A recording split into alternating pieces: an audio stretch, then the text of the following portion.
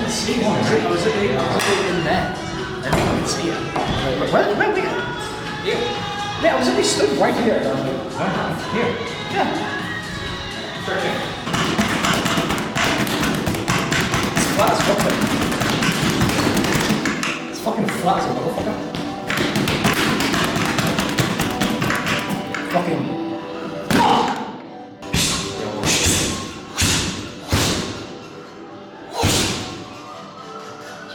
Strike?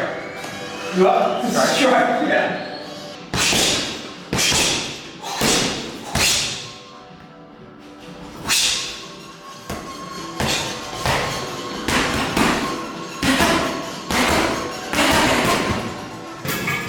Yeah, I need some espresso. Say less. Sabrina's on the way.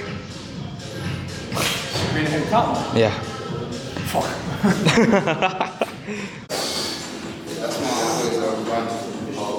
This is my final Nice to meet you. Yeah, it's going bro. Jake. Jake and Jack. Alright guys, so today I'm here with one of my clients, Joe. How you doing? Fucking cushy mate. Oh no wait, we've got to do that again. There we go. One of the best sales coaches in the industry. One of? Okay. Well, we'll see. Mate, the results don't lie. The results don't lie. This guy's getting too many wins. And we're here with Hack, one and only. Runway Hack. Runway Hack. One of the fucking craziest physiques that I know. This guy runs around London. Like, how many kilometers? I do 21K every other day. Every other day. Yeah, That so is 3 to 4 crazy. times a week. That's wild. But today I wanted to show you a prime example as to why your network is your net worth, because we have literally the best sales trainer in info right here. Mate, you didn't have to say that, honestly. I appreciate Bro, it. he didn't pay me to say this. He didn't pay me to say this. Yeah. And my friend Hack right here, we've known each other since 2024. Yeah. And you're about to start a new coaching offer for fitness because you've got an expertise, you've got the proof, but you showed me, oh bro, look at my website. I'll see the website real quick. Alright, we're going to put a screen recording up on here. We'll do a live review. Live review. Why is your phone bent, by the way? I'm joking. Right, okay. So just for context, have you worked on coaching offers in the past? Yeah, fitness programs. I've sold over 3 million fitness. Wow. I like that why life hack, but it's like your name. Yeah. Yo, sure. No, I'm not in the shop. Yeah. Okay, never put your price on the website. Because I'll tell you why. You're selling a health offer, right? So let's use another example for health. Let's say you go to a doctor, right? And you're like, I need some medication. And they're like, well, what's wrong with it? Oh, I don't know, just give me some medication, right?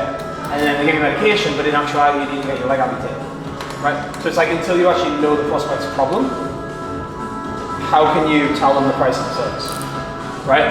Because if you're doing a tailored program, which says there one-on-one elite coaching, if you're doing a tailored program, you need to know what their problems and situations are first before you can offer the price. Because if you just put the price on there, people are purely looking at it from a cost perspective. They're not looking at it in terms of what their health is actually costing them. They're looking at it in terms of a monetary thing. So never do that. Charge more as well, man. Yeah, bro. Charge fucking more. His physique's better than I know, a lot of man. fitness coaches. I know, like, And he runs how long is that for? The one-on-one elite coaching? So that's for monthly subscription. So that's how much it is a month? And Yeah. that's for 6 months of coaching. Fuck off. £199 for 6 months of coaching. Fuck off. I'm joking, I'm joking. Okay, so that's on a monthly basis? Yeah. So like 3 months would be 600? Yeah. Double it. Okay. Because think of it like this. There's such thing as too cheap, right? And I made this mistake myself when I first launched my own coaching. It's like if I was to give you 2 iPhones, right? I'll give, like, let's say this phone and another phone, right? Let's say they're the exact same phone, right? I'll say this one's £900, this one's £100. Would you be like, oh, I'll take the £100? Would you be like, what's wrong with the £100 phone?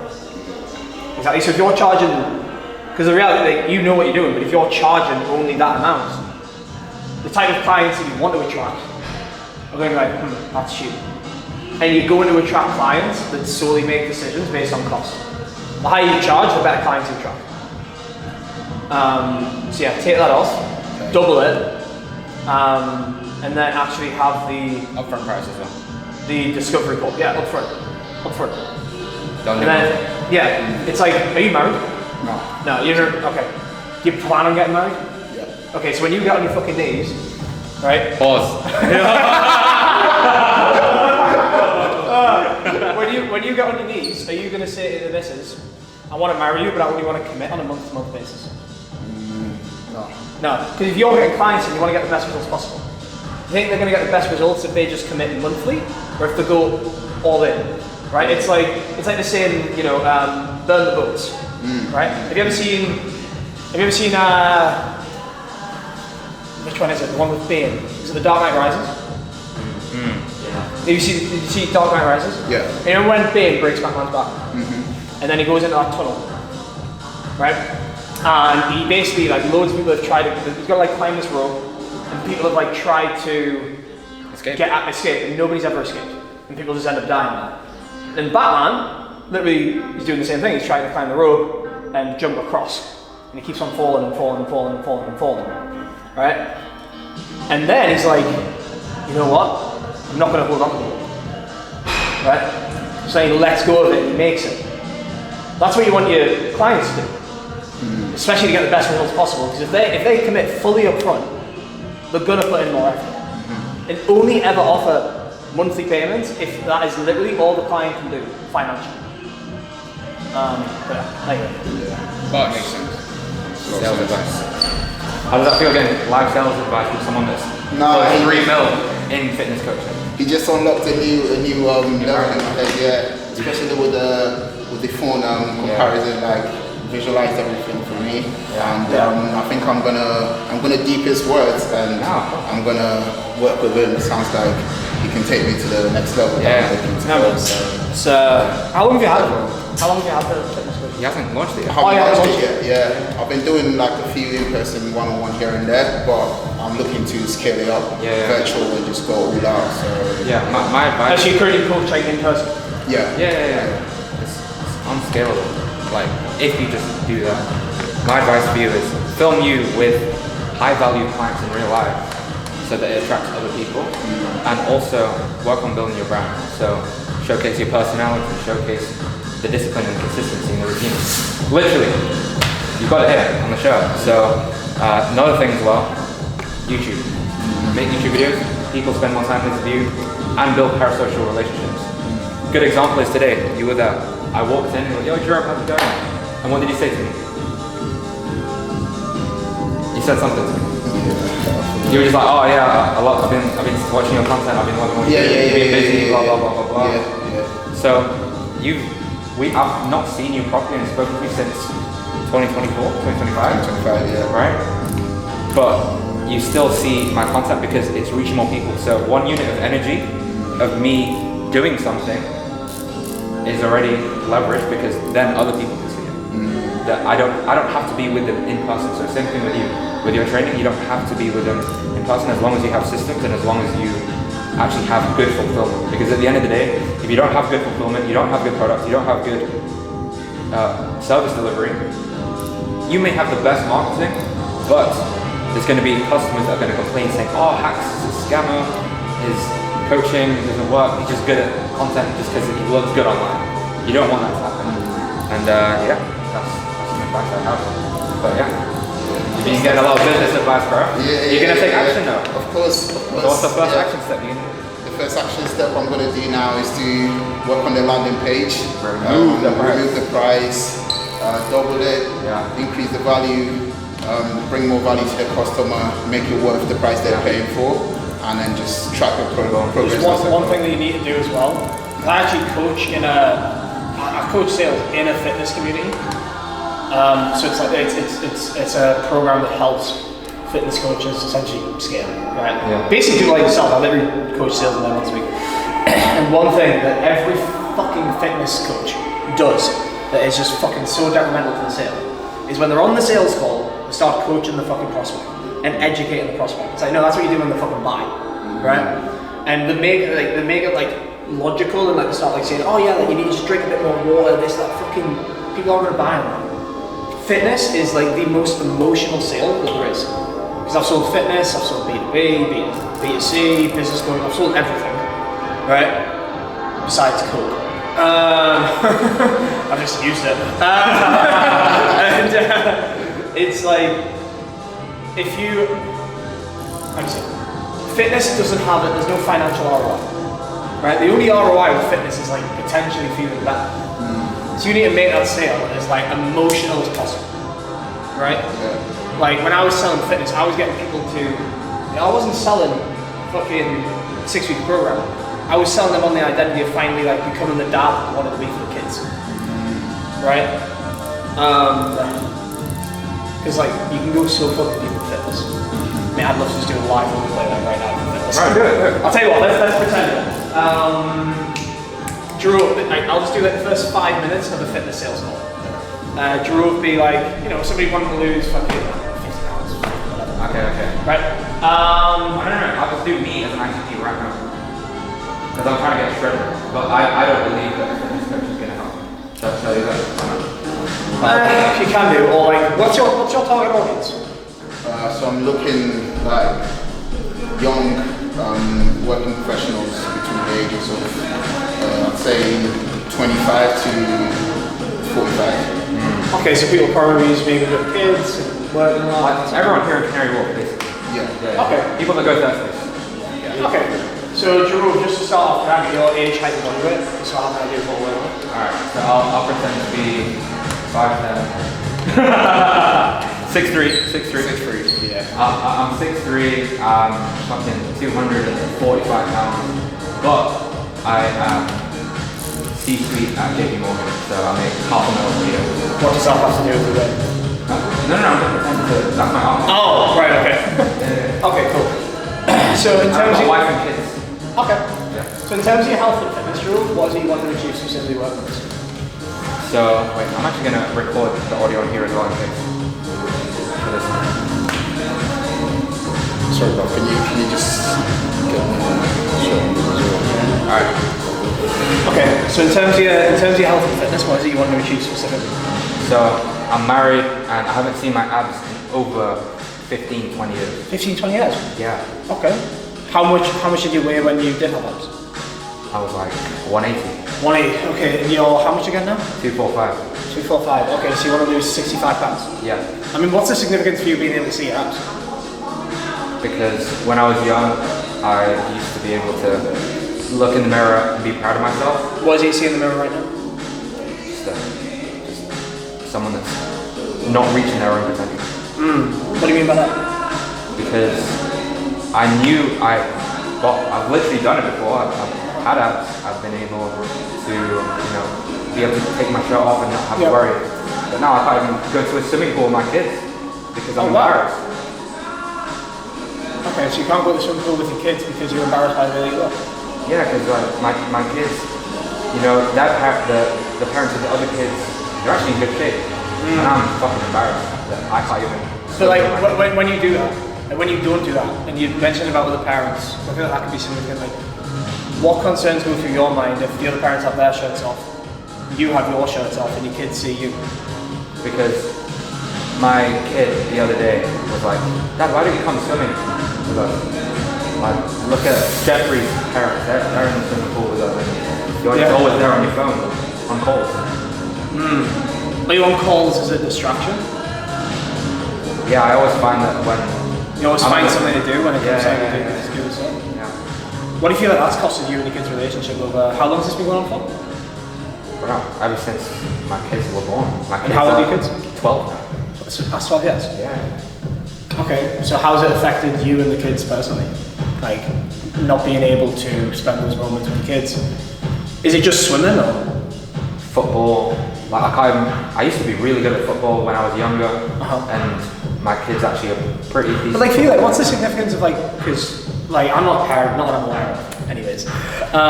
Like for you, what's the significance for you of being able to like spend that time like with your kids playing football, swimming?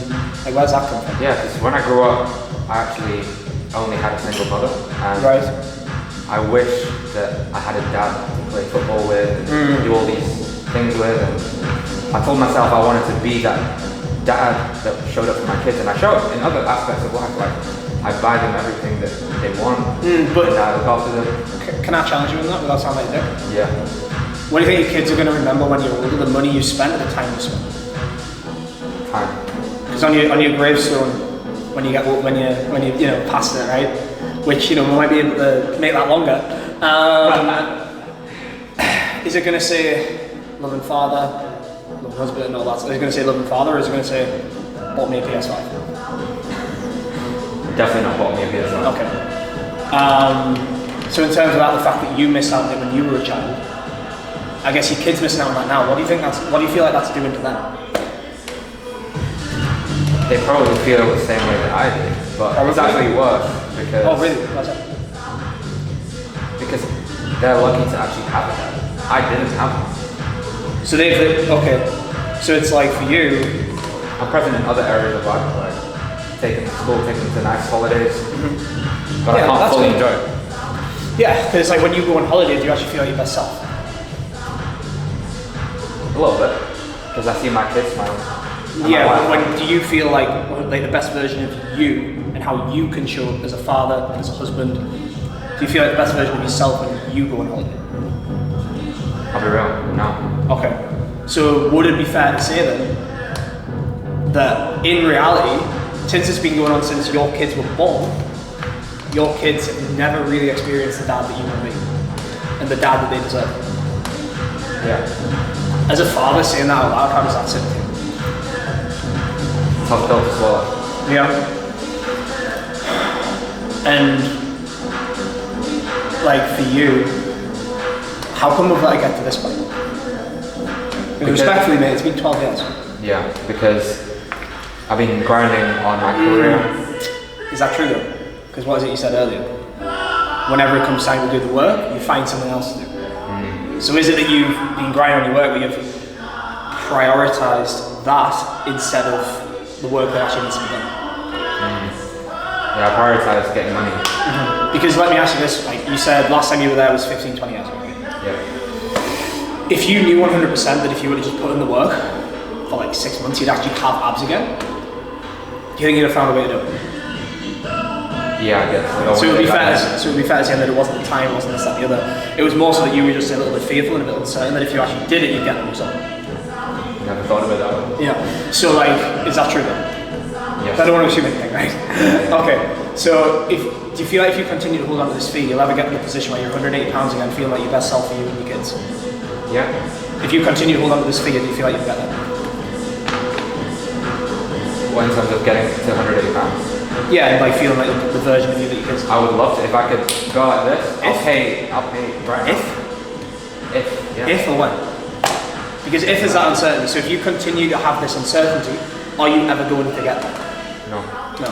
What do you feel holding on to this uncertainty over the past 12 years has costed you, your kids, your wife? What do you feel like it's costed? I feel like it's cost a lot of time that I could have spent actually playing football, going swimming with my kids, and also being proud because I remember when I was a kid and I had my friends and their parents were in good shape and being able to have fun with them. I wish I could kick a ball with my dad, but I didn't even know who he was. Do you want your kids to wish that? Do you want your kids to have that? Because if we continue to hold on to this field, what's going to continue to happen? They're going to get older, they're going to start having their own kids, they're going to be 18 in a couple of years. Yeah, because it's like, how much longer do you want your kids to miss out on time? Like, how much time do you feel like you miss out? 12 years. Yeah. How much more time do you want to miss out on with your kids? Not anymore. So what do you feel like we need to let go of internally to actually get you to where you want to go? Actually, do something about it. Yeah, that uncertainty, right? Yeah. But are you sure you want it? Because you don't have to, just ask them. Like, are you sure you actually want it? I want to. Yeah? Why now then? Why now? Because I still remember having my kids in my arms, and now in the blink of an eye they're 12. Yeah. So maybe in the blink of another eye, they're 21 and graduating. Yeah, time's flying by. Yeah. Time is flying by. So like when we actually get you to the position, right, whether it's 6 months, whether it's 12 months, it doesn't really matter. Most importantly, it's the version of you that's let go of the self-doubt. You're actually prioritizing what's really important. which is the family, not the job. Yeah. Right? You're in a position where you're able to go swimming with your kids. Your kids look at you as an example and not another father. Right? You are able to spend time with your kids, play football, all this, that, the other. When you go on holiday, you're actually being the dad that they deserve to have. Right? Also, you mentioned about your wife, right? You'd be able to improve that as well. Like, to know that you've got that position, to know that you've accomplished that, what will that moment be worth to you? I feel like the man. What do you mean by the man? Just being him. You know, the guy that people say, wow, he's already got the wife, he's got the kids, beautiful home, beautiful family. Yeah. But who's the most important person that needs to say that? The man in the mirror. You. Yeah.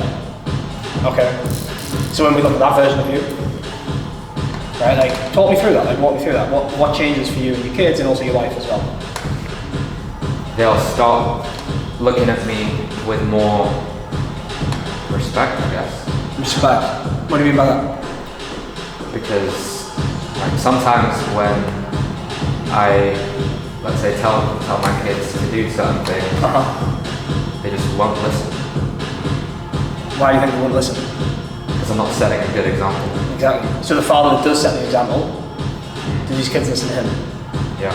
So in order to get there, do you feel like that version of you, the 2.0 version of you, do you feel like he allows uncertainty and doubt to hold him back? Not at all. So what do we need to let go of today to actually achieve what we set out to do? Uncertainty. Yeah, because there's the other side of the coin, isn't it? The other side of the coin is this 12 years just repeats. Next thing you know, your kids are out of the house. Never had those moments. What does life look like on that side of it? Lonely. Lonely? What do you mean? Because I can't imagine sending my kids off to uni when they're 18, which is less than a decade ago. And wishing that, well, I wish I was there for the football games, I wish I was there to actually be present with my kids instead of just being sat poolside on my phone. Having your kids feel like the way that you've... Because it's like, if you ever... This is something really interesting. I don't know if you've ever seen it. You know the BBC? Yeah. Right?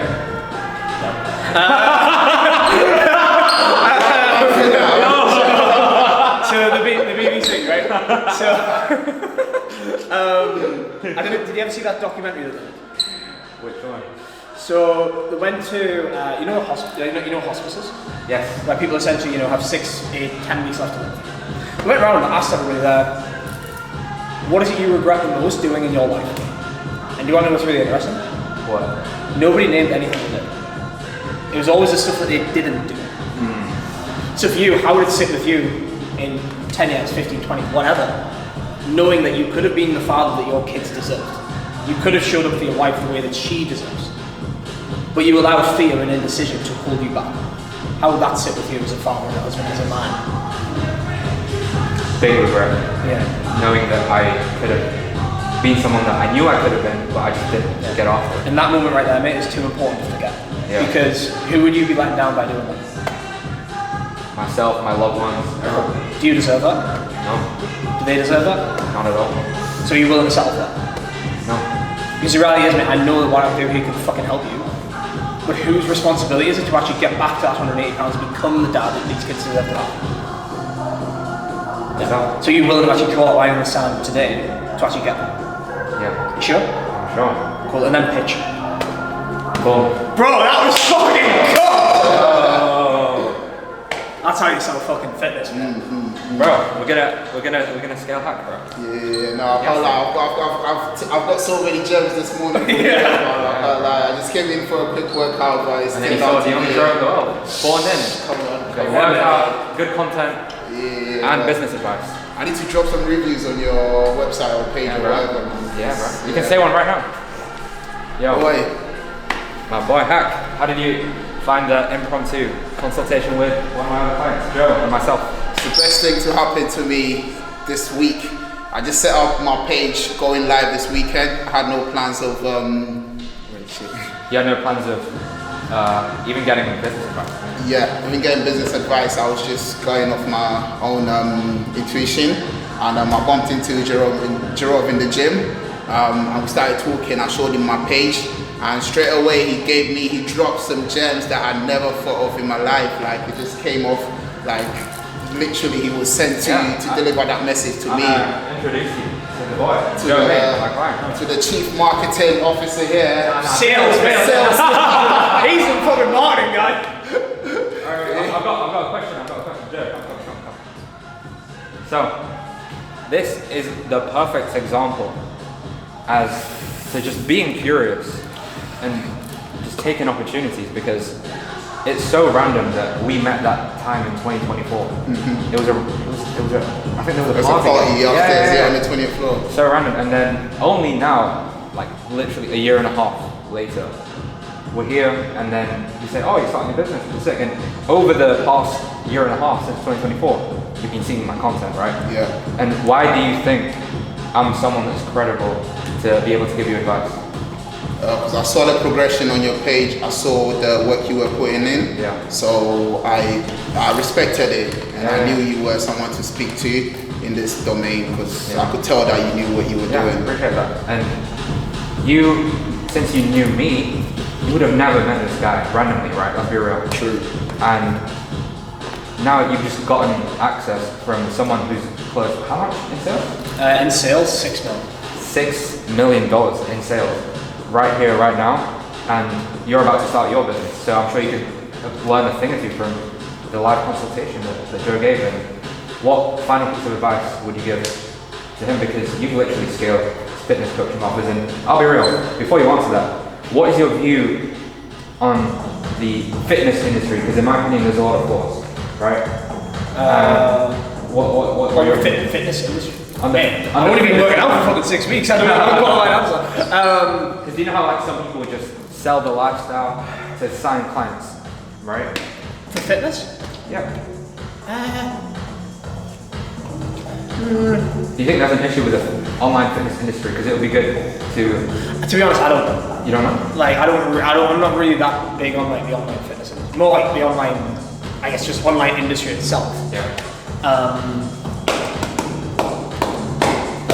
But I do know of fitness coaches that use fucking ChatGPT. Yeah. And it, like to do checkups. And it's like, sorry, fucking what? Fucking ChatGPT. If I want to use ChatGPT, I'd fucking use ChatGPT. I wouldn't have fucking invested $3,000 in a fucking fitness coach. Yeah. ChatGPT is 20 quid a month. I think the problem with Online coaching? yeah, I guess it could be online coaching. Like AI is very good. Yeah. AI is very good. I do. I've got an AI version of myself. I'm saying in general. Yeah. It's like obviously I do one-on-one coaching, but if I'm asleep and people have questions, I've got an AI version of myself that they can ask questions to. But I think people put too much responsibility into AI, and it's losing that personal touch that people are just craving. So the more the AI progresses, the more people want that human connection. Yeah. That's why AI will never replace coaches. Never. AI will never replace content, the personal brand at all. Yeah, because it's purely logical as well. Yeah. But it's like, I think people are like, they put too, like, I've seen the back end of some info offers, and it's just fucking Claude. I'm like, Claude's great. Yeah. But if I wanted to use Claude, I'd use fucking Claude. I wouldn't drop freaking $6,000 on a fucking course. So yeah, there's like, I think like for any fitness coach or online coach, the more you can actually have that personal touch, the better. Yeah. But yeah. I don't know. Sweet. Let's run it. Let's go. Sweet. I need to go in the shower. Leave me hanging, bro. Let's go.